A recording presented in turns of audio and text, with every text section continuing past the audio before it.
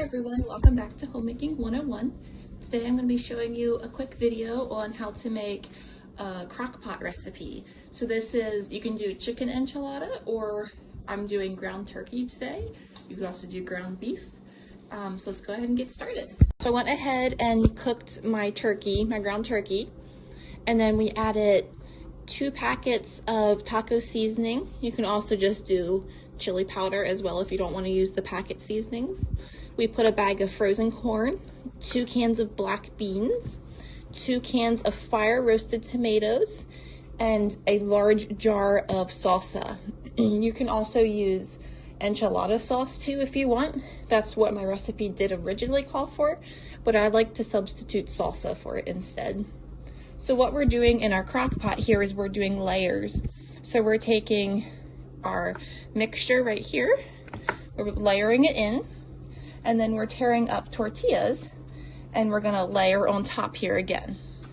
So just gonna keep layering with tortillas, our sauce mixture, and cheese until we use all of it up or we get to the top of the crock pot. So we're just gonna keep tearing it up here, putting pieces in. You can do however big or small of pieces you want. It doesn't really matter.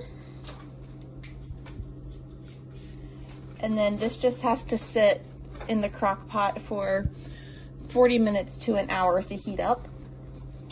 Since we did cook everything already, we don't really need to worry about that too much. Let's get one more piece in here.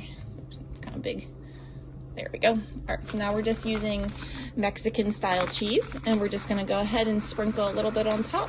You don't want too much because you are doing lots of layers. All right, and then from here, we're just gonna keep layering. We'll probably do one more layer before we get to the top of our crock pot. All right, so we went ahead and finished doing our layers. You wanna end with your sauce and then cheese on the top, so it gives it a nice finished look. So we're gonna go ahead, put the lid on, we're gonna pull the crock out, and we're gonna stick it in the fridge until we need it.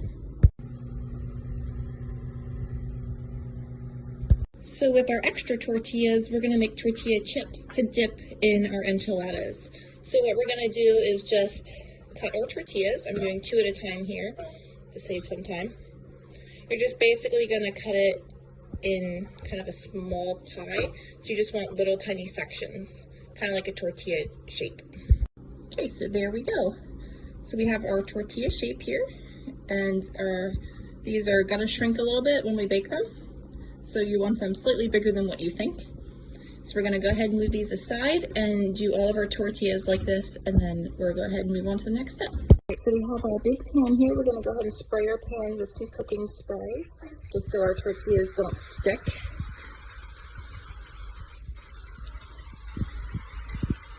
All right, and now we're gonna go ahead and lay our tortillas out.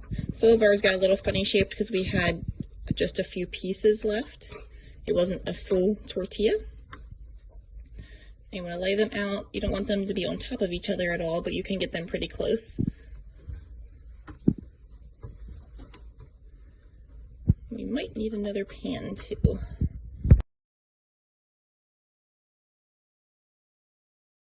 Alright, so we ended up having to do 2 pans because we didn't have quite enough room. So we're heating up our oven to 200 degrees.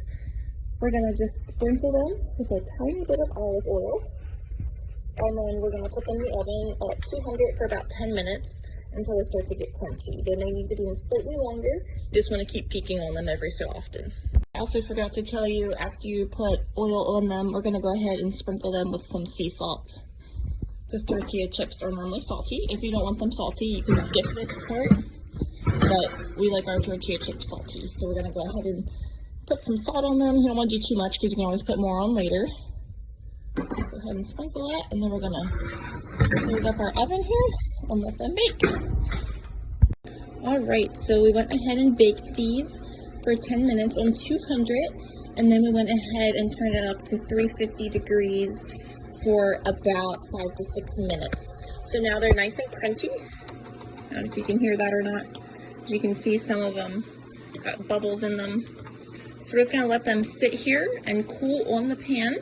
You can scoop them off onto a cooling rack if you want them to cool faster, but we don't need these till tonight, so we're just gonna leave them on the pan.